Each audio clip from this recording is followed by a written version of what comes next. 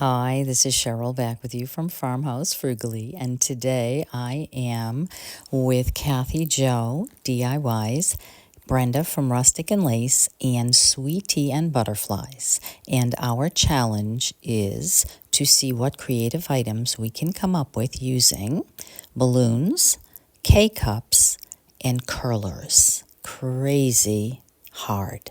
But I think you will be pretty impressed with the three things that I have come up with, and I have used all three of them in the first two. So stay with me and see what I create, and let me know what you think. When they told me what items, I actually did get an idea right away for the first one, and I was quite shocked because everybody else was really struggling trying to come up with something. And for me, I thought it was very obvious, so now I'm really interested to watch the playlist and see if anybody else came up with the same idea. Now, taking the K-cup and a piece of scrapbook paper that just so happens to look like a basket, I am just going to use some double-sided tape and cover the K-cup with the paper. And I imagine that you are going to guess what I am making right away here. But what I did next was to blow up the balloon and to take some white tissue paper and to decoupage that, not decoupage, paper mache that, actually it is kind of more like decoupage because I know paper mache you use water with flour, and with decoupage you use like a glue medium, and that's what I'm doing here. I'm literally putting Mod Podge all over the balloon and tissue paper. I did get one good coat covering the entire balloon, and then decided that I would actually put the second coat as a paper towel. I'm hoping for this to remain kind of see-through, but I think that when I try to pop it, that the tissue paper is not going to be strong enough for what I'm going for. So I decide to cover that tissue paper with the second layer of literally a paper towel. I just cut that up, continued on with the Mod Podge, and covered the entire balloon with the paper towel. And then covered the whole thing with Mod Podge, and then I hung it from my light in my dining room and just let that dry overnight so that it would be good and strong, so that I would be able to continue on the next day and pop the balloon and continue making the rest of this. So the next day I took the K-cup and I put it over the part of the balloon that was sticking out, and I traced the circle so that I would be able to get the same size that I was looking for cut out. Then I just took a pair of scissors and I just cut that circle and popped and pulled the balloon out so that I would have what almost looks like a light fixture. Next, I took the foam roller, and within each one there was a pink plastic stick. And so I used my hot glue and I just glued each of them, all four of them, around the top of the K-cup. And then once I had that on there, I took the rest of the foam part of the curler and I cut it into strips, and then I hot glued it in between each stick on the top of the K-cup. And then once I had that done, I tipped the entire thing upside down. And I just carefully hot glued the 4 pink sticks to the opening in the top of what was the balloon. Now, this is obvious to you that this is a hot air balloon. So once that glue dried, then I was able to make this for my granddaughter. So please let me know what you think about that sweet little first one. And please also hit the subscribe button if you have not already. Now that takes me on to the second one.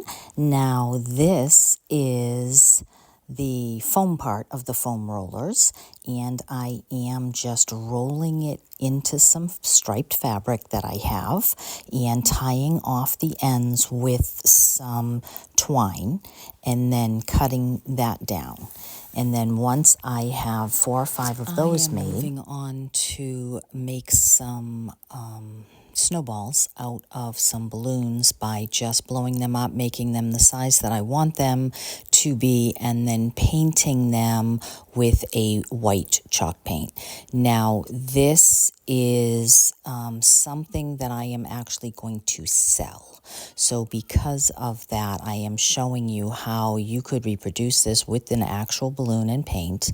But at the end of the day, I am going to have to use something else because, of course, balloons would not last. So I did also hang this over my light and let that dry. And it actually was sufficient for the craft, but obviously not for long term. So I am using actual little snowballs that I had picked up last year or the year before that and had in my stash. And I have this beautiful red berry wreath, and it is hanging on a tobacco basket. So I am going to use this as my background. Attaching both the candy as well as the snowballs onto that, but obviously I still have to use the K-cups. So I have 2 more K-cups, and I'm having my husband help me put drill a hole into the top of them, and then I take them out to my garage, and using this silver colored spray paint, I spray both of them inside and out all the way around with that silver spray paint.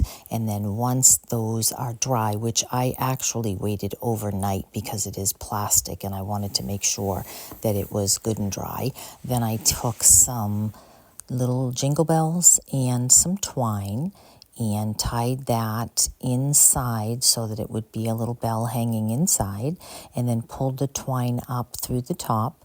And then I used a wooden,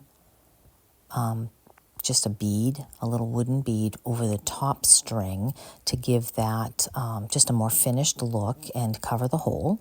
And a bow, and that was finished. So that is number 2, which I love, taking me on to my final. Now this is a dollar store item. It is like a little picture frame that sits on a tabletop, and I popped off the hard cardboard center, flipped it around so that I could use this in this project, and took out these little transfers that I had gotten on Amazon or Etsy recently, and I just cut out a couple, transferred them on to that little paper, and then once I had that the way that I wanted it, I took some vintage colored clay-based chalk paint, and I painted the entire frame with 1 coat of that, even though it's very similar in color, just to make it look more finished and not to leave that raw wood. These transfers are a little bit shinier and a little bit harder to use than the IOD type transfers, but they are much, much less expensive. I think you get 10 sheets in a pack for about $12. So they come in handy, especially for ornaments or small items. They're not terribly large, but I thought that this would be very sweet to take this wooden little frame and frame it out with these items and make like a Christmas or winter window, or could even look like a little shop window.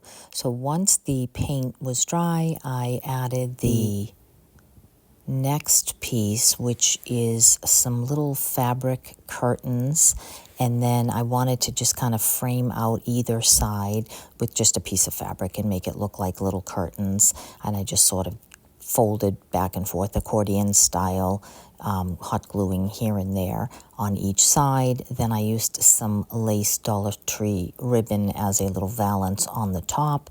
And then in order to use some of the challenge items, I decided to hot glue the roller piece, the pink roller piece that was on the top. I didn't, you close it on top of the roller to keep your hair in. I hadn't used those for anything. So I glued 3 together. I spray painted them in a pretty robin's egg greenish blue color. And then once they were dry, I attached them inside to make this look more like a window. It wasn't a perfect fit, but I thought it was really cute.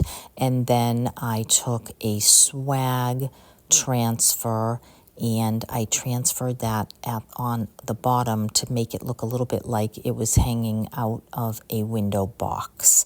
So once that was finished, I added the little wooden dowel that came in the back of the frame and stood that up, and that was finished. So I think that these are very, very sweet. I hope that you do too. Let me know what you think of them.